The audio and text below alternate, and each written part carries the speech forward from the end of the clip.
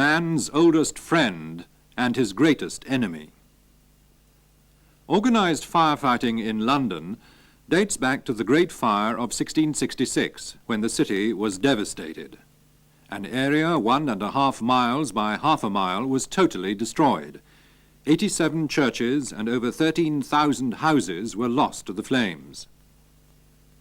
After the Great Fire, insurance companies realized it was in their interests to hire men to put out fires in the buildings they insured. The insurance companies eventually came to realize that their efforts could be better directed in a single force, and they finally agreed to pool their resources to form the London Fire Engine Establishment in 1833. The establishment comprised just 80 full-time professional firefighters working from 19 fire stations. Then, in 1861, a riverside warehouse in Tooley Street in Southwark caught fire, and before long every man in the London Fire Engine Establishment, including its superintendent James Braidwood, was fighting it. Tragically, in the early stages of the fire, Braidwood was killed when a wall collapsed on him. The fire itself raged on for 2 days and wasn't fully extinguished for a fortnight. It was all too much for the insurance companies, who immediately raised their premiums and proposed the closure of the establishment. The government then appointed a committee which recommended that a fire brigade should be formed at public expense. The Metropolitan Fire Brigade Act was passed in 1865, and the brigade commenced operations under its new title in the following year. Under the direction of Captain Eyre Massey Shaw, the brigade developed as quickly as finances permitted. He expanded the use of steam fire engines, introduced telegraph systems, and increased the number of street escape stations. The brigade's title was eventually changed to the London Fire Brigade in 1904 by Act of Parliament, although it had been popularly known as this for many years.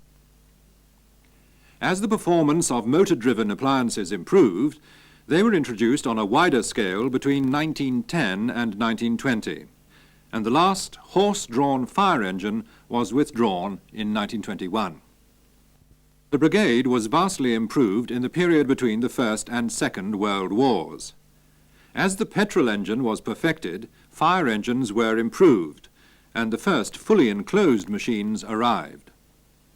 A new brigade headquarters was built on the Albert Embankment by Lambeth Bridge, to replace the one built for Massey Shaw's brigade at Southwark nearly 80 years before.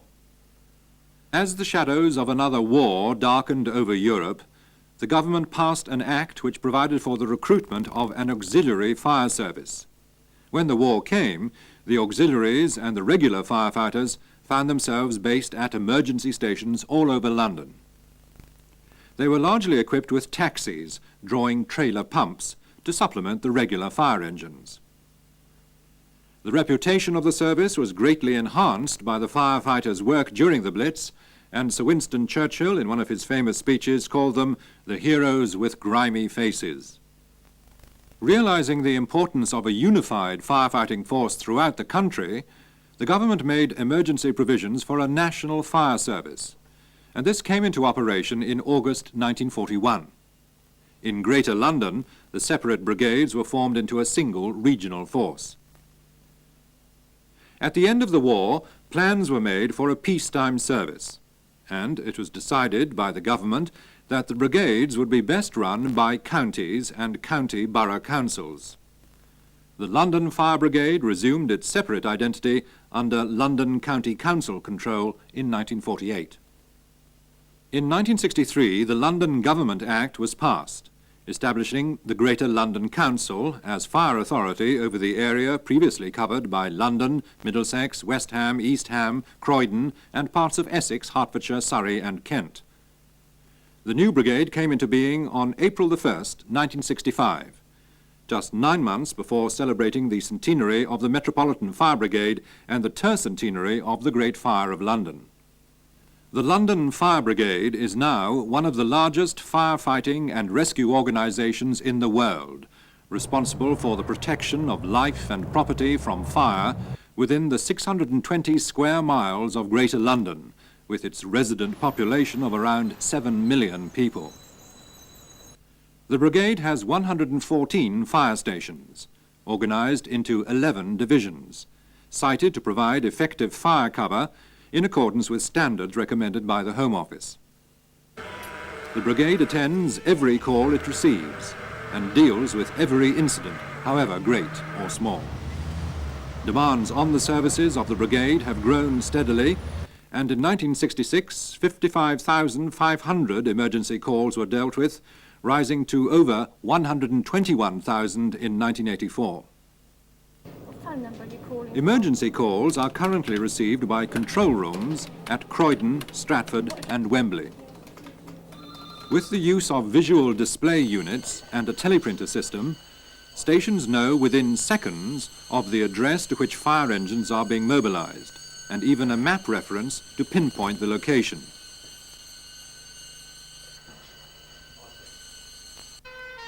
Help is on its way.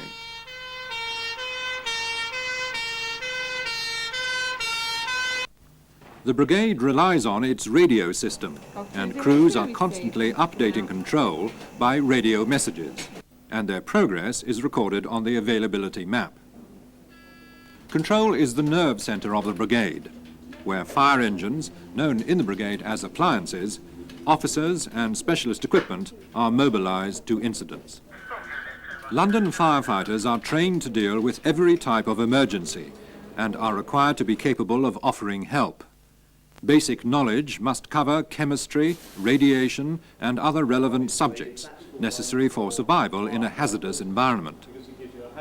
The recruit will spend as much time in the lecture room as he will doing drills during an intensive 20-week course. Training isn't over the day firefighters graduate. They'll go on learning about their profession for the rest of their career. Specialist equipment, new procedures, management and leadership skills are all taught within the brigade. No two incidents are alike, and the constant development of new techniques will mean there will always be something to learn. However well firefighters are trained, they still rely on the tools of their trade. A pumping appliance, the backbone of the brigade's fleet, is on call at every fire station throughout London. This appliance carries 300 gallons of water, a variety of ladders, hose and rescue equipment, breathing apparatus for every crew member, road traffic equipment and chemical protection suits. At least one pumping appliance will turn out to every call the brigade receives, supported where required by special appliances, for instance, foam tenders. They can produce vast quantities of both low and high expansion foam, and will attend fires involving petrol and other flammable liquids, and deep-seated basement fires. Hose-laying lorries can provide temporary water mains at speeds of up to 30 miles an hour to supplement water supplies at major fires. That water might come from the River Thames, pumped ashore by the brigade fireboat London Phoenix, which protects London's river users and riverside communities. In 1984, following the disbandment of the London Salvage Corps, the brigade introduced 4 damage control units to fulfill its statutory obligations to perform salvage work. The hydraulic platforms and turntable ladders have a range of uses from water towers at major fires to saving life in a variety of situations. This situation may not involve fire and is defined as a special service. Special services are embodied in the brigade's tradition above all to render a humanitarian service. This includes people in distress, be it shut in a lift or threatened by flooding, and children's misadventures. But it doesn't rest there, for the brigade has also helped to rescue animals, like the horse stuck in a ditch. The emergency rescue tenders strategically sited in London are versatile appliances.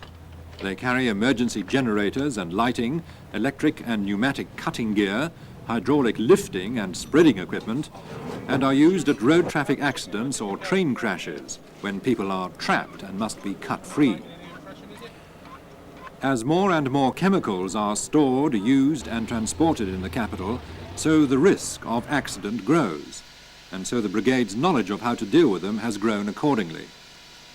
The emergency rescue tender carries gas-tight suits which, worn with breathing apparatus, give the wearer essential protection from the hazard involved. Equipment is also carried to decontaminate crews and the public at an incident.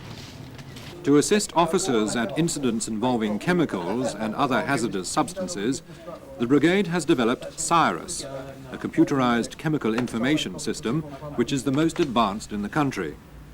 Details of over 28,000 chemicals are stored on both the computer and microfiche, and in conjunction with the GLC's Scientific Advisors branch, gives a vital round-the-clock expertise essential to the brigade's operations. The brigade also has a central risk register of thousands of addresses within the Greater London area detailing hazards such as radiation, biohazards and asbestos. This and chemical information can be passed within seconds to the scene of an incident. An example of a special service incident which demanded the many resources of the brigade was the tragic gas explosion at Putney Hill in January 1985, where 8 people died. The thermal image camera was brought into use, hydraulic lifting and spreading equipment, acro props, jacks, crowbars and pickaxes were all used, and the brigade's control unit set up a major coordinating and planning centre with the police and ambulance services. Behind the scenes, London's firefighters are backed up by uniformed and non-uniformed support staff. Outside the brigade's own resources, professional officers from the Greater London Council currently provide expertise in areas such as architecture, legal services, medical care, supplies, computer services and many others. There are 5 branches at brigade headquarters. Operations are responsible for the operational efficiency and effectiveness of the brigade, also with maintenance of fire cover, operational policies and procedures, including mobilizing. Technical services are responsible for technical research and development and the provision and maintenance of all operational equipment and communications. Brigade support services encompass many responsibilities, including health and safety, building programs, cleaning, management information services, and public relations. The personnel and administrative branch are responsible for personnel functions for all the staff of the brigade, industrial relations, and the overall direction of all administrative processes and finance. The Fire Prevention Branch is responsible for all fire prevention matters, petroleum licensing, and the provision of adequate water supplies. Together with the Chief Officer, the Deputy Chief Officer, and the Senior Administrative Officer, the 5 branch heads form the brigade's Corporate Management Board. The brigade's Fire Prevention Branch is constantly striving to protect Londoners and their property from the ravages of fire. The work of the branch falls into 4 main categories. The first is making requirements for buildings where fire prevention measures are required by law, such as offices, factories and hotels, and also ensuring that those requirements are met and maintained. The second category covers buildings subject to registration or licensing, such as clubs, cinemas, discos and so on, where the Fire Prevention Branch provides specialist advice to the London boroughs.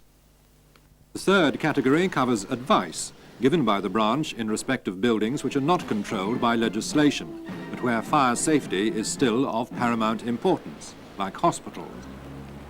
Over 25,000 sets of plans are examined and 50,000 inspections of premises are carried out in an average year. The fourth area of activity is publicity. For the past 10 years, with considerable effect, annual fire prevention publicity campaigns have been mounted to highlight specific problem areas, some of which you've probably seen. Mindful of the handicapped and numbers of minority groups, publicity is provided in many forms, including braille and large print leaflets, a talking book, and literature in a variety of languages. School visits are a major fire prevention project, and with the consent of head teachers, the brigade will visit every school in the Greater London area at least once a year to talk to groups of pupils.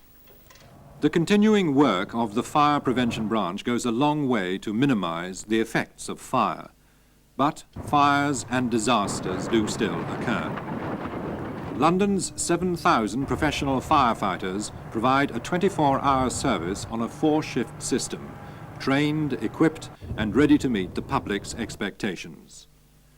To save life, protect property from fire, and above all, render a humanitarian service.